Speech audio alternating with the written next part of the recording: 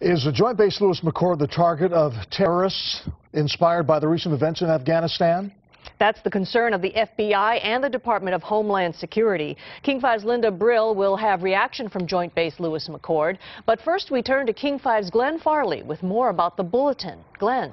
Well, bottom line, Gene, is there was enough going on over in Afghanistan for the FBI and the Department of Homeland Security to issue this kind of document to 18,000 law enforcement agencies around the U.S.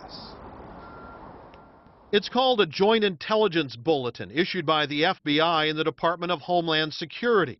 And it comes in the wake of the killing of 16 Afghan civilians, allegedly by a Joint Base Lewis McChord staff sergeant last weekend. That followed the inadvertent burning of Korans by U.S. military personnel weeks earlier. That set off massive protests in the country. The question posed by the FBI, could those cases motivate someone for religious reasons to attack a U.S. military installation? Though the document does not specifically cite Joint Base Lewis McChord as a target. It is one that isn't responding to any credible threat information. Ein Sandalo Dietrich is with the Seattle FBI. Just making sure that our law enforcement partners are aware of the same kind of possibilities as we are. Again, no specific credible threat information. We've seen allegations of specific threats against Lewis McChord before.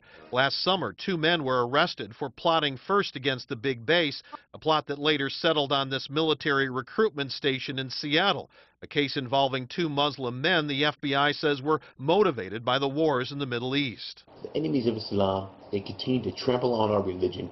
Abdul Khalid Abdul Latif is still awaiting trial in that case. The FBI says it never intended for this bulletin to become public. This is just going to cause hysteria in our communities. Arsalan Bukhari is with the Council on American Islamic Relations. I think this is just something that's being done without evidence, and it's going to cause possible undue focus on American Muslims. Now, Arsalan Bukhari with the Council says that the track record for the American Muslim community is very good. They've cooperated with law enforcement before, including cooperating with the FBI. And they say 4,000 Muslims have served successfully in the U.S. military during this time. The FBI says it was not trying to target the Muslim community. Live in Seattle, Glenn Farley, King 5 News.